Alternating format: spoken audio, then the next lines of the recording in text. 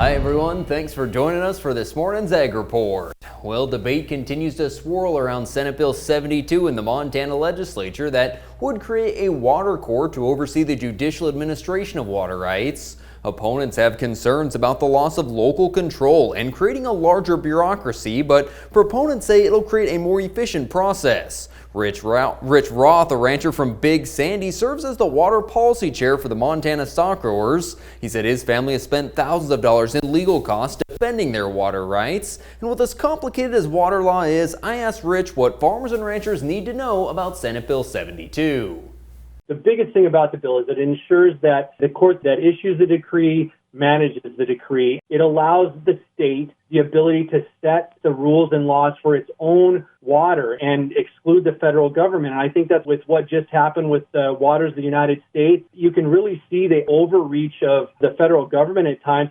And I want to send out a big congratulations this morning to Montana State University student Andee Baker, who received the prestigious Truman Scholarship that recognizes students with outstanding leadership potential and community involvement. A native of Park City, Andee's been involved in agriculture her entire life and was very active in 4-H and FFA. She was recognized for her wealth of volunteer activities and especially her mental health advocacy in agriculture. She will receive funding through the scholarship for graduate studies and leadership training. Thanks for joining us. We'll see you back here for the markets. We asked Montana farmer Walt Sales about the challenges of mental health in agriculture. Another drought. There always is. There's always going to be another something. I grew up in a generation of you pulled yourself up by your bootstraps. But it's become evident is what do you do if you can't even find those bootstraps? If you need to talk to somebody, go to beyondtheweather.com for free counseling for Montana ag producers.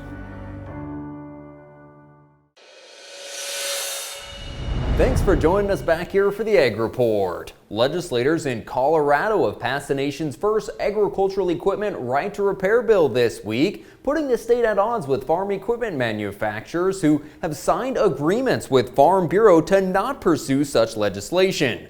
The bill requires farm equipment manufacturers to share access to all materials needed by farmers and independent shops to repair equipment.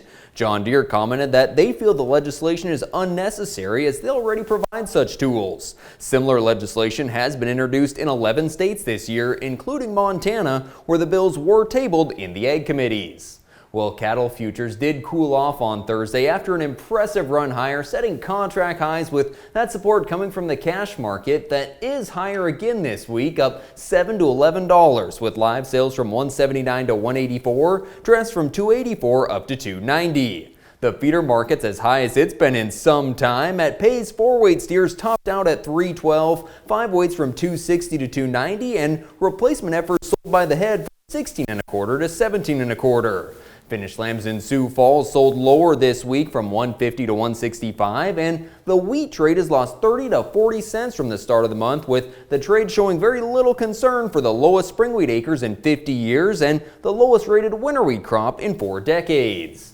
Well, that's it for today's Ag Report. Thanks so much for joining us. Have a great Friday.